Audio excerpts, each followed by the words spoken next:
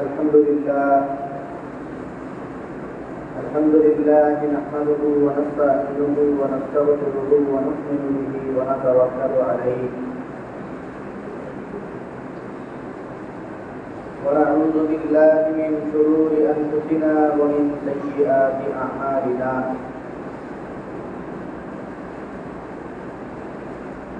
من يهده الله فلا مضل له ومن يضلله فلا هادي له ونشهد أن لا إله إلا الله وحده لا شريك له ونشهد أن سيدنا ومولانا محمدا عبده ورسوله صلى الله عليه وعلى آله وأصحابه وبارك وسلم. أما بعد فأعوذ بالله من الشيطان الرجيم. بسم الله الرحمن الرحيم.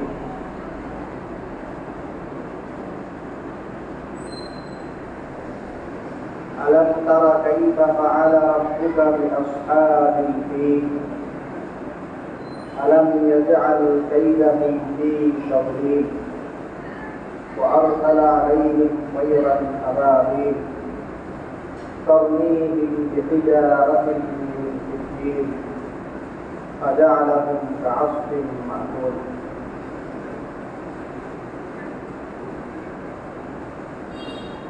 وقال رسول الله صلى الله عليه وسلم لما سئل عن بدء أمره فقال أنا دعوة أبي إبراهيم وبشرى عيسى ورأت أمي حين حملت بي أنها تخرج منها نور أضاءت لها قصور الشام. اللهم صل على محمد وعلى آل محمد كما صليت على إبراهيم وعلى آل إبراهيم إنك حميد مجيد. اللهم بارك على محمد وعلى آل محمد كما باركت على إبراهيم وعلى آل إبراهيم إنك حميد مجيد. سبحانك لا علم لنا إلا ما علمتنا إنك أنت العليم الحكيم.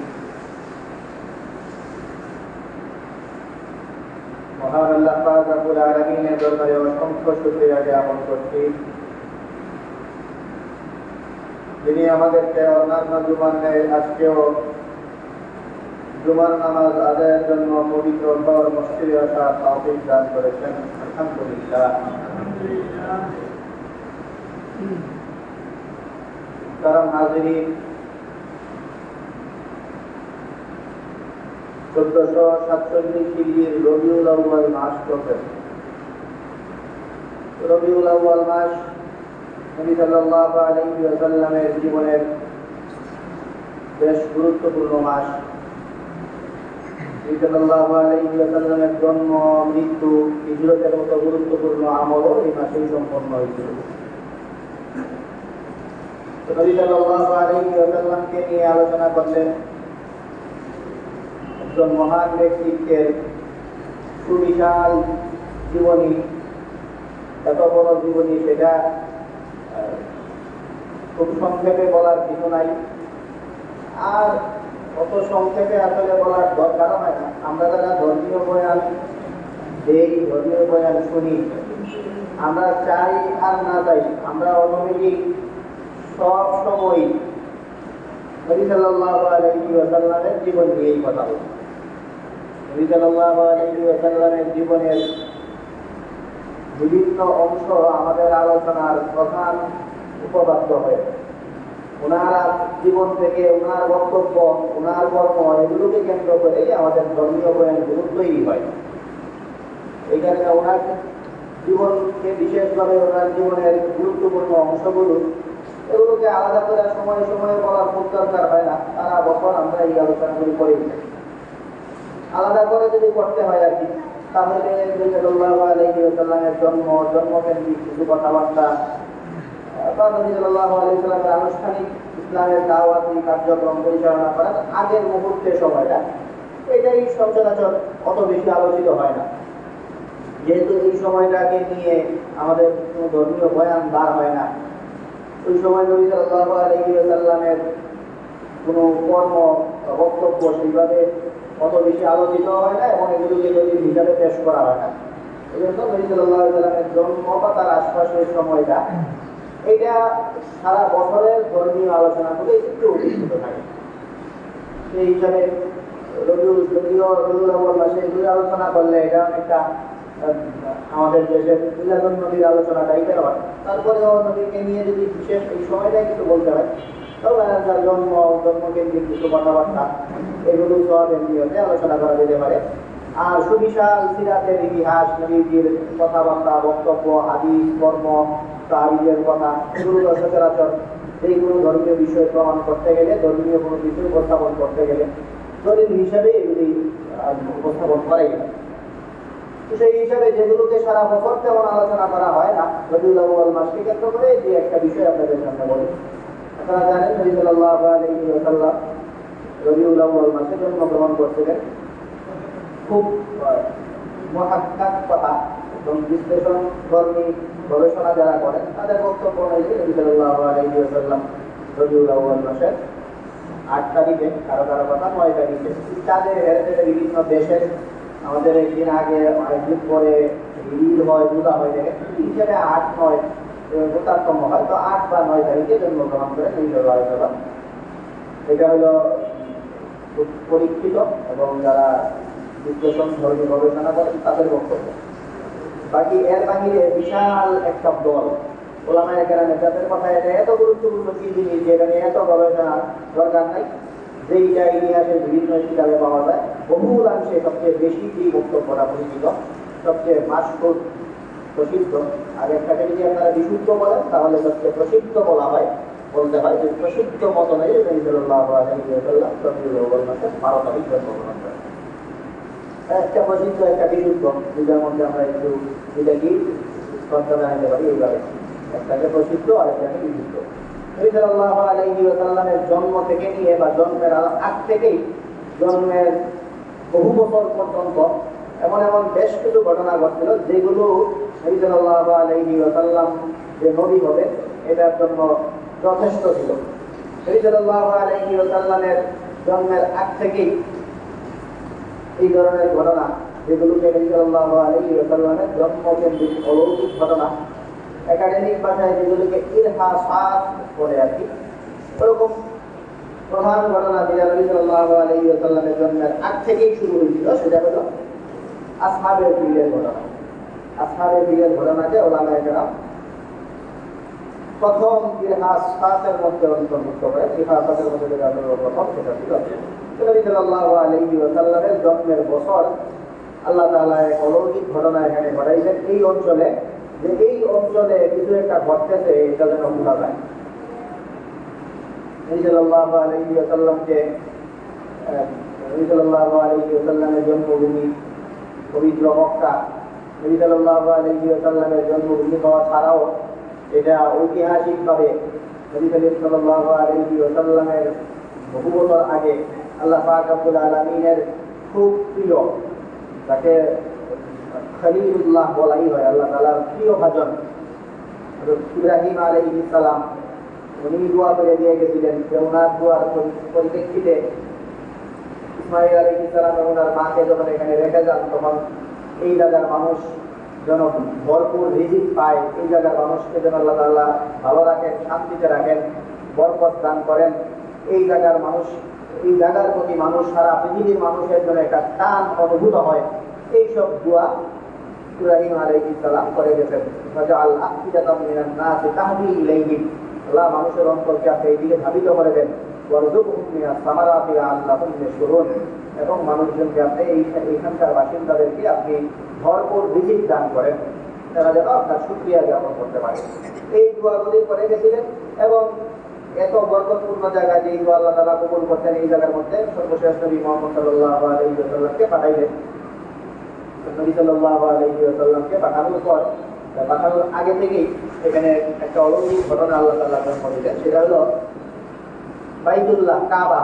এই কাবাকে আল্লাহ তাআলা অলৌকিক ভাবে রক্ষা করছিলেন। ইতিহাস সংক্ষেপে আমরা বলি, ছোট্ট করে কয়েক কথায়।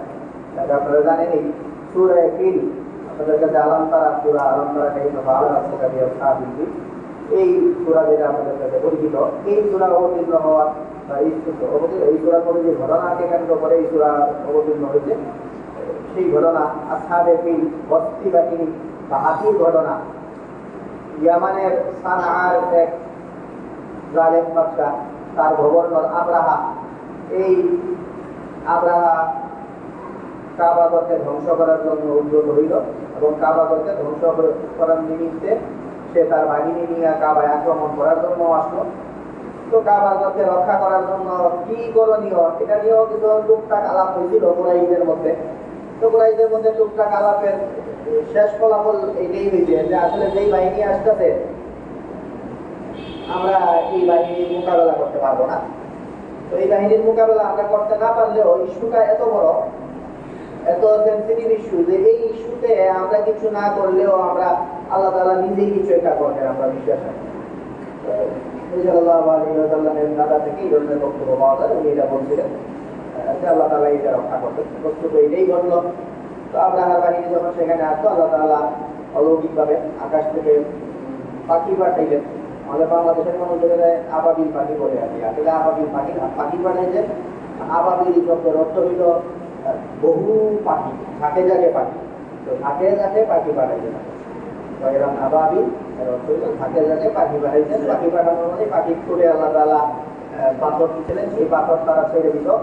সেই পাথর আব্রাহা এবং সেই আব্রাহার বাহিনী, এই আব্রাহার বাহিনীর সদস্যদের মাথা দিয়ে ঢুকতো, মাথা দিয়ে দুইটা উপর দিকে মারতো, তো এখানে মাথা দিয়ে ঢুকতো, মাথা দিয়ে ঢুকতে তারপরে তাদের পেট নাড়ি বুড়ি সব কিছু এপুর উপর করে তাদের তলদেশ দিয়ে এগুলি বাইর হইতো এবং মানুষের সেখানে মারা যেত।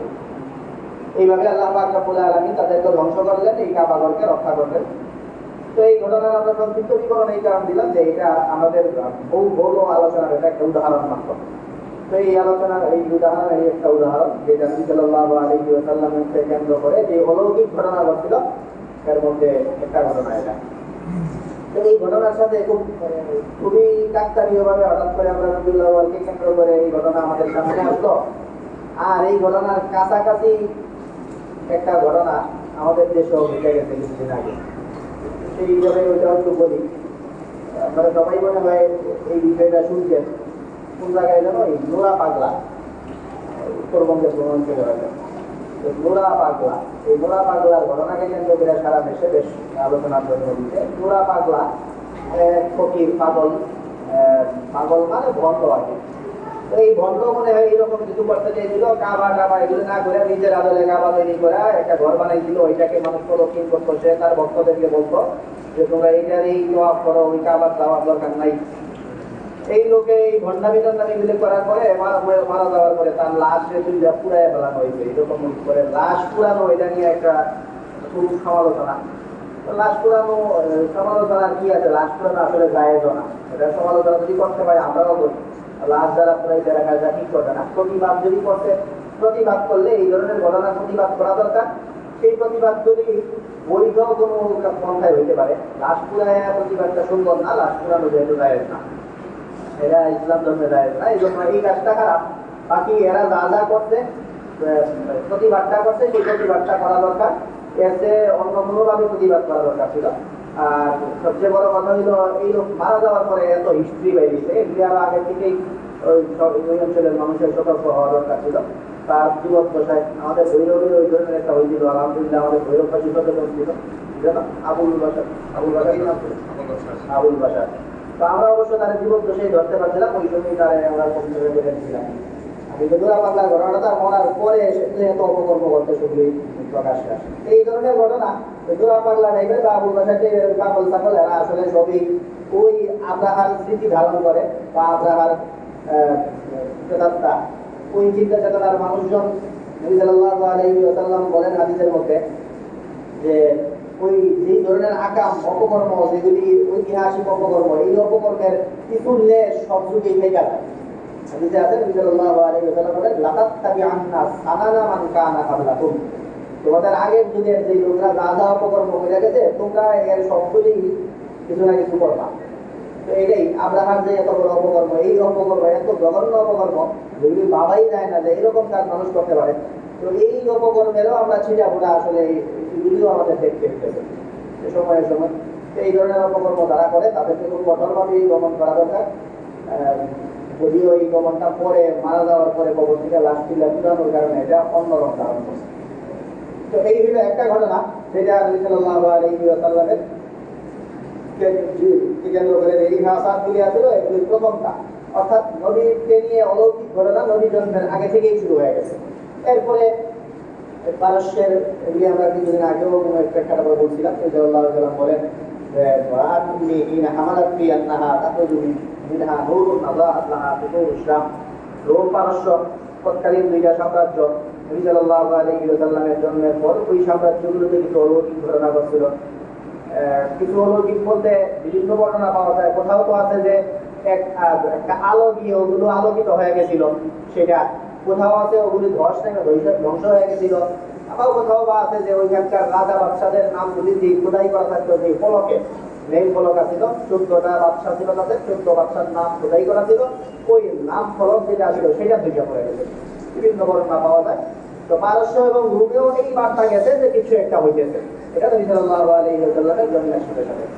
এছাড়া নবী সাল্লাল্লাহু আলাইহি ওয়াসাল্লামের জন্মকে কেন্দ্র করে নবী সাল্লাল্লাহু আলাইহি ওয়াসাল্লাম জন্ম নেওয়ার পরেও এই ঘটনার ধারাবাহিকতা চালু ছিল। এর মধ্যে নবী সাল্লাল্লাহু আলাইহি ওয়াসাল্লাম যখন রাস্তা দিয়ে হাঁটতেন, তো রাস্তা দিয়ে হাঁটার সময় নবী সাল্লাল্লাহু আলাইহি ওয়াসাল্লামকে পাথরগুলো, এমন পাথর আছে যে পাথরগুলো নবী সাল্লাল্লাহু আলাইহি ওয়াসাল্লামকে সালাম দিত, মারহাবান বিকুম আসসালামু আলাইকুম ইয়া রাসূলুল্লাহ। পাথরের মধ্যে আল্লাহ তাআলা এই ধরনের বাক্য উল্লেখ করতেন। তো এই পাথরের বক্তব্য এগুলোকে অলৌকিক ঘটনা হিসাবে নবী সাল্লাল্লাহু আলাইহি ওয়াসাল্লামের নবুয়তের প্রাক্কালে অলৌকিক ঘটনা হিসাবে অন্তর্ভুক্ত করা হয়।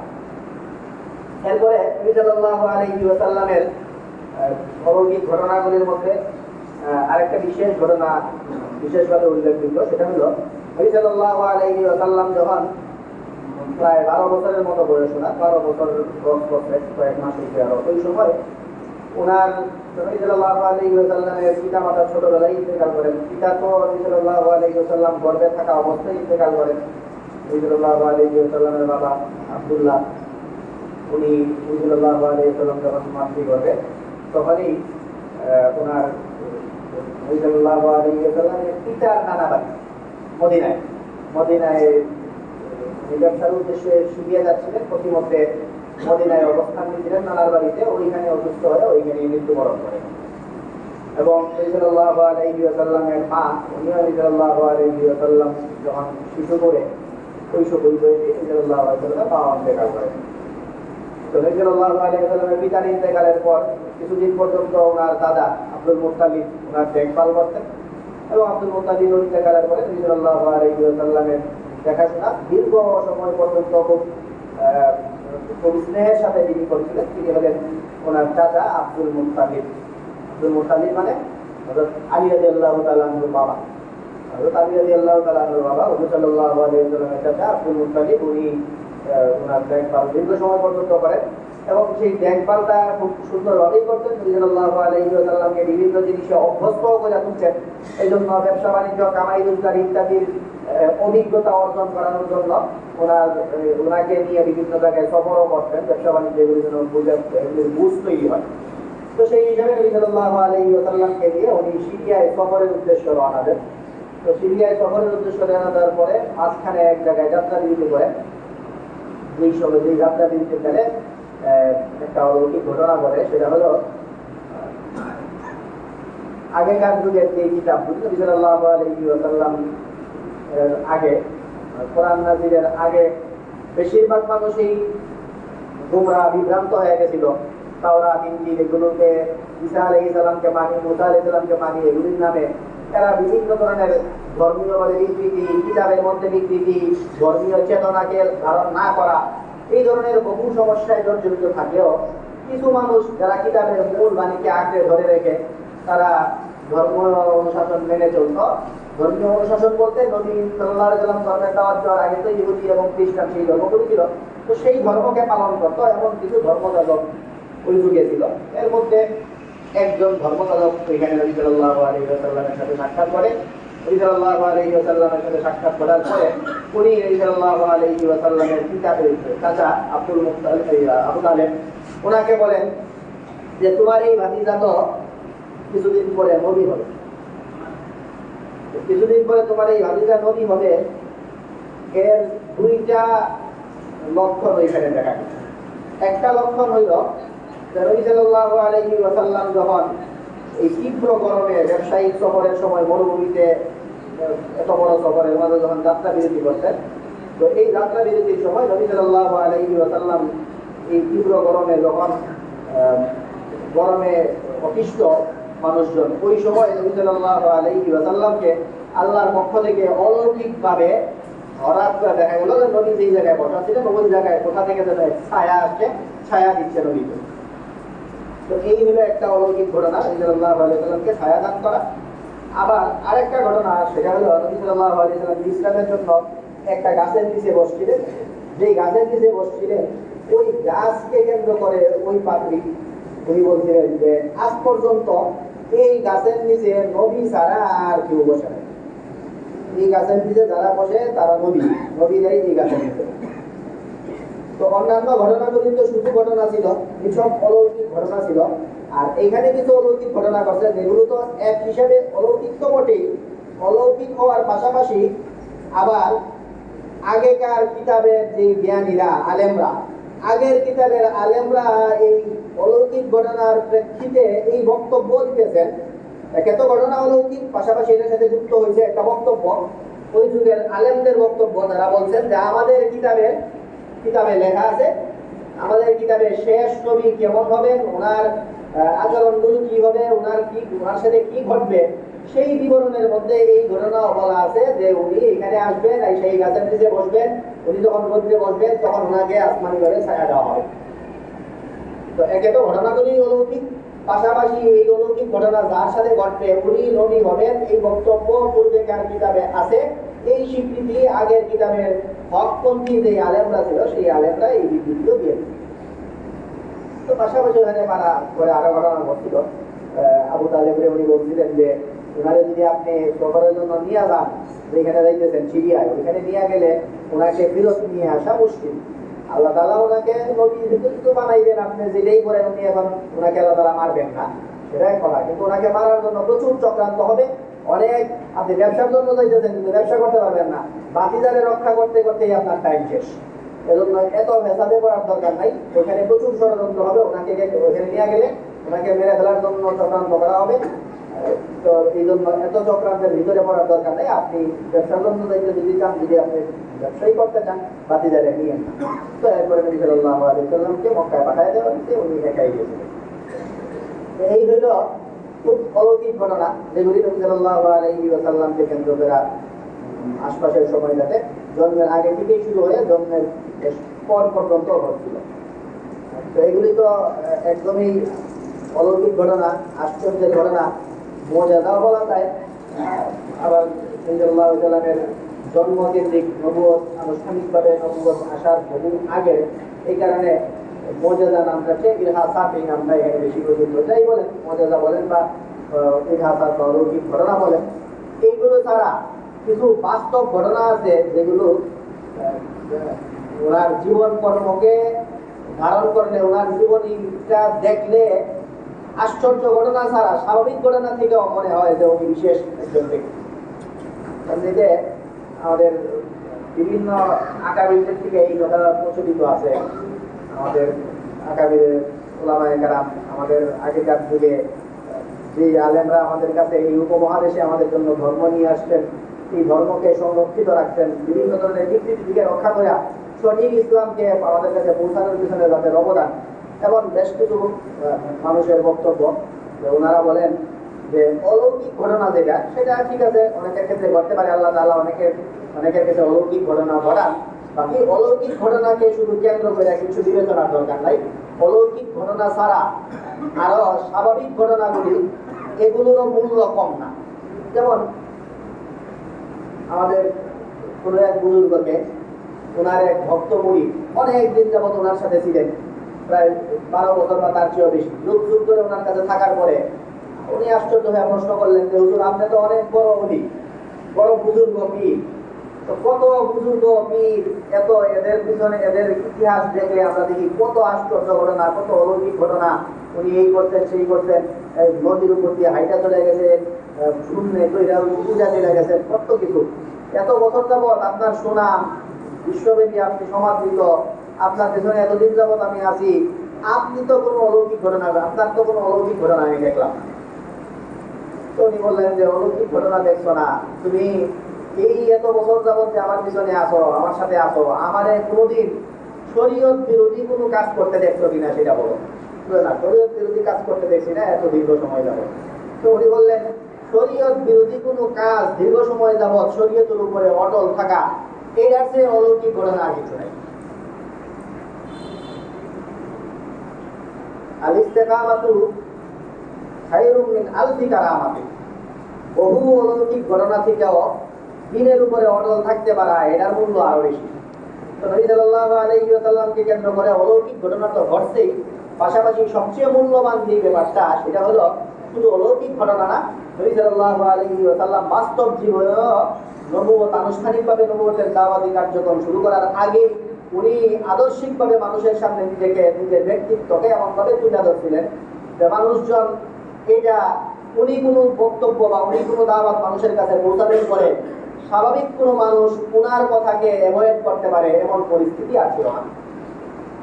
সাল্লাল্লাহু আলাইহি ওয়াসাল্লাম সবার কাছে সমাদৃত একজন ব্যক্তি, মানুষের কাছে সত্যবাদী, আমানতদার, উত্তম আখলাকের অধিকারী ব্যক্তি। এটা নবী সাল্লাল্লাহু আলাইহি ওয়াসাল্লামের জীবনের শুরু লগ্ন থেকে নবী সাল্লাল্লাহু আলাইহি ওয়াসাল্লাম মানুষের মধ্যে যত ধরনের অনিষ্টতা, কৌতূহল ইত্যাদি ছিল সেগুলো নিরসনে গুরুত্বপূর্ণ ভূমিকা পালন করেন। আরবের লোকজনের মধ্যে আগেকার যুগের এই আরবের গোষ্ঠী ঝগড়া ছিল। আপনারা যদি সহজে বুঝতে চান, যে আগের একটু আগেও বললাম যে আগের যত অপকর্ম আছে সব মানুষজন ভবিষ্যতেও সব যুগই ধারণ করে। তো আপনারা এর উদাহরণ দেখলে, আমরা নিজেরা এলাকার কথাই বলি, ব্রাহ্মণবাড়িয়ার ঝগড়ারে আপনারা উদাহরণ টানতে পারেন। এরা যেমন এই কাজে লাগে ঝগড়া, এই ঝগড়ার উৎস হইল আরবের সেই গোষ্ঠীগুলি। এই আরবের গোষ্ঠীগুলির মধ্যে এরকম রক্তক্ষয়ী সংঘর্ষ সবসময় লেগে থাকতো। নবী সাল্লাল্লাহু আলাইহি ওয়াসাল্লাম সংগঠন করলেন, সংগঠন ছাড়াও নবী সাল্লাল্লাহু আলাইহি ওয়াসাল্লাম সব গোষ্ঠীর লোকজনকে নিয়ে বিভিন্ন পদক্ষেপ গ্রহণ করলেন, যেগুলির মাধ্যমে এত রক্তক্ষয়ী সংঘর্ষ, সেই সংঘর্ষকে নবী সাল্লাল্লাহু আলাইহি ওয়াসাল্লাম নিয়ন্ত্রণে নিয়ে আসলেন। এমনকি নবী সাল্লাল্লাহু আলাইহি ওয়াসাল্লাম উনি যখন নবুয়তের দাওয়াত দিলেন, নবুয়তের দাওয়াতের পরে নবী সাল্লাল্লাহু আলাইহি ওয়াসাল্লামের স্বাভাবিক শত্রু হয়ে গেছে, ইচ্ছাকৃত শত্রু হয়, তারা জানে যে নবী সত্য, সবাই এটাই আল্লাহ তাআলা বলেন এরা অস্বীকার করতে নবী সাল্লাল্লাহু আলাইহি ওয়াসাল্লামের দাওয়াতকে, এদের কাছে যখন আসার পরে যখন এরা অস্বীকার করছে, সেটা অজ্ঞাত সারে না, বরং বাগিয়াম বাইনাহুম, এদের মধ্যে এটা নিজেরা বিদ্বেষে, জানে যে এটা সত্য, সত্য জানার পরেও এরা ঘাটতারামি কইরা এরা ইসলামের দাওয়াতকে অ্যাভয়েড করছে। এরা যতই নবীর বিদ্বেষী হোক, নবীকে অ্যাভয়েড করুক, যাই হোক, এই পয়েন্টে এরা এক ছিল যে আমার যদি কোনো কিছু গচ্ছিত রাখতে হয়, আমার কোনো আমানত রাখতে হয়, তাহলে আমি যারা দেখতারি না এখন সেই মুহাম্মদের কাছেই রাখতে হবে। এই সময়েও শত্রু বনে যাওয়ার পরেও নবীর কাছে এরা ফিরে আসতো গুরুত্বপূর্ণ ইস্যুতে। এই ধরনের ব্যক্তিত্ব নবী সাল্লাল্লাহু আলাইহি ওয়াসাল্লাম নিজেকে এমন ব্যক্তিত্ব হিসেবে প্রতিষ্ঠিত করছিলেন। যাবতীয় ইতিহাসাত, যাবতীয় অলৌকিক ঘটনা সেগুলো তো আছেই, পাশাপাশি বাস্তব জীবনে নবী সাল্লাল্লাহু আলাইহি ওয়াসাল্লামের ব্যক্তিত্বটাও এইরূপ ছিল, যেটাকে কোনো মানুষজন যেটাকে ছোট করতে পারতো না। নবীর কথাকে কোনো মানুষজন সুস্থ বিবেকে আর ফেলতে পারার মতো কোনো পরিস্থিতি বাকি ছিল না। এই ধরনের আত্মবিশ্বাসের জায়গায় মানুষের কাছে উনি পৌঁছে গিয়েছিলেন। তো এই ছিল মোটামুটি নবী সাল্লাল্লাহু আলাইহি ওয়াসাল্লামের নবুয়ত প্রাপ্তির আগের সময়টার কথাবার্তাগুলি। যেই কথাবার্তাগুলি সারা বছর তেমন হয় না, এই জন্য রবিউল আউয়ালকে কেন্দ্র করে আমরা এই কয়েকটা কথা আপনাদের সামনে বললাম।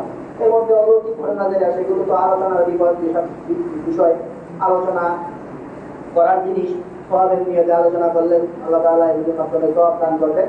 পাশাপাশি পরবর্তীতে যে কয়েকটা কথা বললাম, নিজের ব্যক্তিত্বকে সেই পর্যায়ে নিয়ে যাওয়া, এটা আলোচনার বিষয়ও এবং অনুকরণের বিষয়ও। এটা আমরা প্রত্যেকে নিজের জীবনে ধারণ করার চেষ্টা করবো। আল্লাহ পাক রব্বুল আলামিন আমাদেরকে নবী সাল্লাল্লাহু আলাইহি ওয়াসাল্লামের আদর্শবান হওয়ার তৌফিক দান করুন। ওয়া আখিরু দাওয়ানা আলহামদুলিল্লাহি রাব্বিল আলামিন।